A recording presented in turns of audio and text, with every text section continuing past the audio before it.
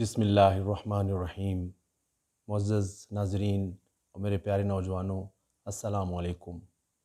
سوچ approach with doctor غازی کے ایک اور ایپیسوڈ کے ساتھ حاضر خدمت ہیں۔ آج کے ایپیسوڈ اور مضمون کا عنوان ہے انسان، قرآن اور سماجی نظام۔ انسان نے جو سماجی علوم جیسے سوشیالوجی، سائیکالوجی اور اینتھروپولوجی ہے جو ترقی کی ہے، اس نے انسان کے بارے میں ہمارے علم اور ہماری فہم میں بہت بڑا کردار ادا کیا ہے۔ اس سے ہمیں یہ بھی پتہ چلا ہے کہ انسان ایک انتہائی پیچیدہ اور بڑی کمپلیکس قسم کی اینٹیٹی ہے۔ میں نے سوچا کہ قرآن کریم میں لفظ انسان پر غور کیا جائے اور دیکھا جائے کہ اللہ کی کتاب ہمیں کیا اس سلسلے میں تعارف کرواتی ہے۔ اگرچہ قرآن کریم کتاب ہدایت ہے، سائنس کی کتاب تو نہیں، مگر اس میں بہت سارے نیچرل فینومینن کے بارے میں ایسے اشارے ضرور ملتے ہیں جن کی مدد سے ہماری ریسرچ کی ڈائریکشن درست ہو سکتی ہے۔ اگرچہ قرآن کریم میں انسان کے لیے دیگر الفاظ مثلاً المرء، الناس جو انسان کی جمع ہے وہ بھی استعمال ہوئے ہیں، لیکن میرا دھیان یا میرا جو فوکس تھا وہ صرف لفظ انسان پر تھا۔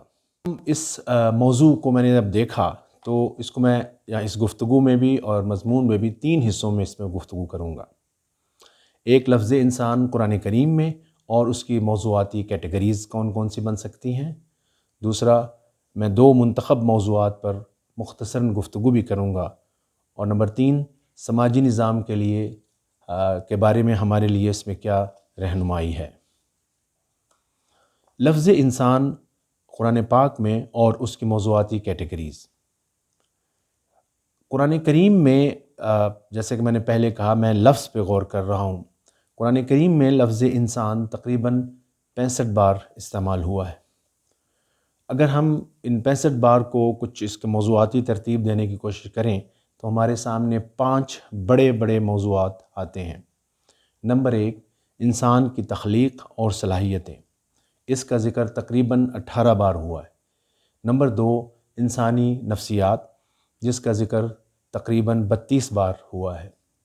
انسان کے دشمن، جس کا ذکر 3 بار۔ انسان، خالق اور آخرت، جس کا ذکر 10 بار، اور انسانی جد و جہد، جس کا ذکر 2 بار ہوا ہے۔ تو ان موضوعات میں اور اس تعداد کو مد نظر رکھتے ہوئے، جیسے کہ میں نے پہلے کہا کہ میں پہلے 2 منتخب موضوعات پر تھوڑی سی گفتگو کروں گا، اور وہ ہیں انسان کی تخلیق اور صلاحیتیں، نمبر 2، انسانی نفسیات۔ انسان کی تخلیق اور صلاحیتیں، صرف تخلیق کو دیکھ لیتے ہیں تو قرآن پاک ہمیں بتاتا ہے کہ مختلف کانٹیکس میں مختلف الفاظ استعمال کیے گئے ہیں۔ میرا مقصد یہاں پہ ان کانٹیکس میں جانا نہیں، کیونکہ یہ مفسرین کا کام ہے، اہل علم کا کام ہے، لیکن ہم مختصراً اس کا جائزہ جب لیتے ہیں تو ہمارے سامنے انسانی تخلیق کے لیے جو اجزاء یا اس کے آغاز کا یا اس کے جو مواد کا ذکر آتا ہے وہ کچھ یوں ہے: نطفہ، مخلوط نطفہ، مٹی، بجنے والے سیاہ رنگ کے خشک گارے سے انسان کو پیدا کیا گیا، لوتھڑے سے پیدا کیا گیا، اور اچھلتے ہوئے پانی سے انسان کو پیدا کیا گیا۔ اس کے لیے مختلف اسالیب قرآن کریم نے استعمال کیے ہیں۔ کہیں اللہ تعالیٰ نے اس کو اپنی طرف منسوب کیا ہے اور کہیں پیسو وائس میں بتایا کہ پیدا کیا گیا ہے انسان۔ ایک جگہ پہ انسان کے مکمل ڈھانچے کے بارے میں انتہائی مختصر مگر بڑے بلیغ انداز میں بتایا گیا کہ انسان کو ہم نے احسن تقویم یعنی بیسٹ سٹرکچر میں پیدا کیا گیا ہے۔ سوچنے والوں کے لیے اس میں بھی بہت ساری ایسی نشانیاں ہیں جو اس وقت ہمارا موضوع بہرحال نہیں ہے۔ جب ہم دیکھتے ہیں کہ انسانی صلاحیتوں کے بارے میں لفظ انسان کی روشنی میں قرآن ہمیں کیا بتاتا ہے تو ہمارے سامنے 4 صلاحیتیں ابھر کر آتی ہیں۔ نمبر 1، بیان کا ہنر یعنی کمیونیکیشن سکل، اس کو عطا کی گئی ہے، علمہ البیان۔ اور نامعلوم کا علم یعنی علمہ ما لم یعلم، جو اس کو پتہ نہیں تھا وہ اللہ تعالیٰ نے اس کو سکھایا۔ یہ بہت بڑی صلاحیت ہے۔ انہی 2 صلاحیتوں کو بنیاد پر انسانی ترقی کا بہت بڑا دخل ہے۔ ایک اور صلاحیت وہ یہ ہے کہ انسان مسلسل چیلنجز کا سامنا کرتا رہتا ہے، مشقت کا لفظ آیا ہے کبد، اور انہی چیلنجز کے ساتھ نبرد ازما رہنے کی اس کے اندر خصوصیت عطا کی گئی ہے۔ نمبر 4، انسان کے اندر ایک ایسا بلٹ ان ڈیٹا بیسز ہے جس میں وہ جو کچھ اس دنیا میں اپنی زندگی میں کر رہا ہے وہ سب کچھ اچھا برا سب کچھ محفوظ ہو رہا ہے، جو آخرت میں جا کر کے اس کے سامنے ایک کتاب کی شکل میں رکھ دیا جائے گا۔ تو ان 4 بڑی بڑی صلاحیتوں کو ذہن میں رکھیے، اگرچہ ہر ایک صلاحیت پر مفصل گفتگو ہو سکتی ہے، لیکن فی الحال ہم اپنے اسی موضوع پر رہتے ہیں، کیونکہ میں آخر میں اس کو سماجی نظام کے ساتھ منسلک کرنا چاہ رہا ہوں، اس کے ساتھ لنک کر کے گفتگو کرنا چاہ رہا ہوں۔ دوسرا موضوع انسانی نفسیات۔ قرآن پاک کا جائزہ لیں، جیسے میں نے پہلے عرض کیا ہے، تقریباً 32 آیات میں لفظ انسان کا ذکر آتا ہے۔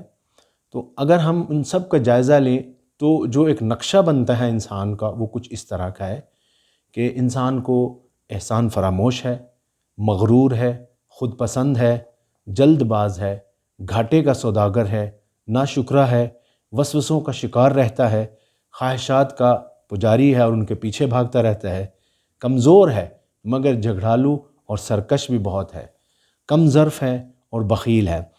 ان چند ایک خصوصیات کو، جس کو میں نے عنوان دیا ہے نفسیاتی خصوصیات، کو مد نظر رکھیے تو ہمارے سامنے بہرحال ایک ایسا خاکہ ضرور آتا ہے انسان کا جس کی مدد سے ہم بات کو آگے بڑھا سکتے ہیں۔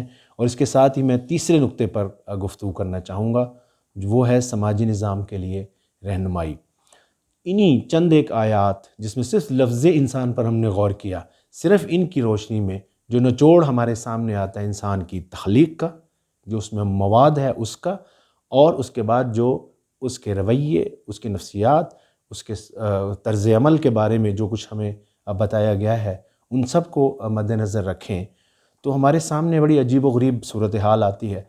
انسانی تاریخ میں جتنی جنگیں، فساد، جھگڑے اقوام کے درمیان، قبائل کے درمیان رہے ہیں، اگر آپ دیکھیں تو آپ کو یہی تمام خصوصیات کا عکس نظر آئے گا۔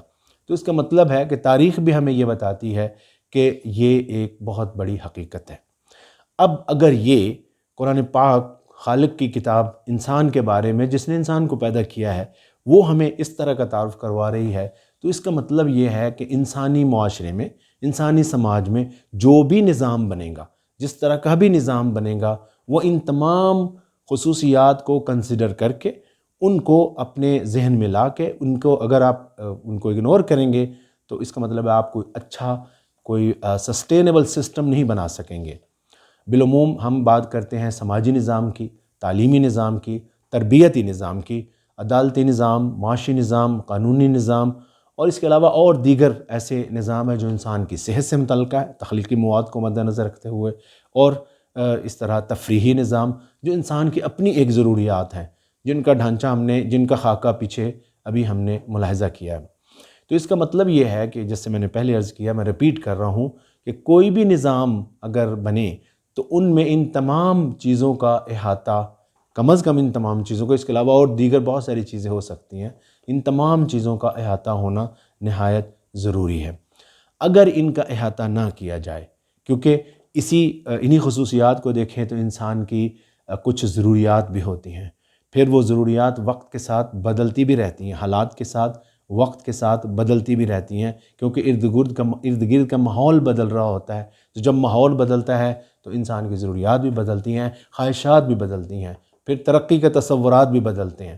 تو کہنا میں جو یہ چاہ رہا ہوں وہ یہ ہے کہ ایک طرف تو آپ ان خصوصیات کو کنسیڈر کر کے ہی کوئی نظام بنا سکتے ہیں، اور دوسری طرف ایک اور ایلیمنٹ ہے جس کو دھیان میں رکھنا انتہائی ضروری ہے، کیونکہ انسان کے ارد گرد کا ماحول بھی تبدیل ہو رہا ہے۔ اس لیے ہر ایک نظام میں ایک تجدید کا مسلسل ایک پروسیس کے طور پر وہ جاری رہے گی، ترقی کا عمل جاری رہے گا اور تبدیلی کا عمل جاری رہے گا۔ تو اچھا، جب یہ میں باتیں کر چکا ہوں تو مجھے ایک اور خیال آتا ہے جو میرا جی چاہ رہا ہے اس وقت میں اپنے ناظرین کے ساتھ ضرور شیئر کر دوں، اگرچہ بڑا عجیب سا لگے گا آپ کو، اور کسی وقت مجھے موقع ملا تو میں اس پہ علیحدہ سے کوئی گفتگو بھی ریکارڈ کرواؤں گا۔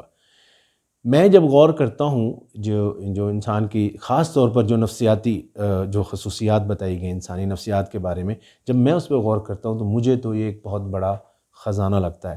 مجھے یہ لگتا ہے کہ یہ اصل میں فورسز ہیں اس طرح کی کہ اگر ان کی مناسب تربیت کی جائے، ان کو مناسب انداز میں استعمال کرنے کے طریقے نکال لیے جائیں، ان کو مناسب طریقے کے ساتھ انسانی ترقی، انسانی تعمیر، انسانی بہتری کے لیے ان چیزوں کو اگر آپ لگا سکیں تو بہت سارے ونڈرز آپ کو نظر آئیں گے۔ اور جن اقوام نے ان چیزوں کو سمجھا ہے ان کی مثالوں پر ہم غور بھی کر سکتے ہیں۔ میں صرف اس وقت تو اسی طرح کا ایک ریمارک دے کے آگے بڑھنا چاہوں گا۔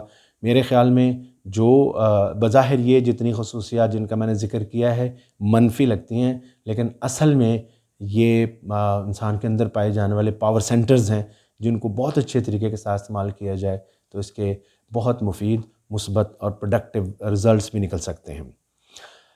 باقی تفصیلات کچھ ذرا مضمون ظاہر ہے اس سے مفصل ہے، آپ کی اگر دلچسپی بڑھے تو مضمون میں بھی دیکھ لیجئے۔ اس کے ساتھ ہی میں آپ سے اجازت چاہوں گا۔ اللہ تعالیٰ آپ سب کو اور جن کو آپ چاہتے ہیں، جو آپ کو چاہتے ہیں ان سب کو اپنی حفظ و امان میں رکھے۔ السلام علیکم۔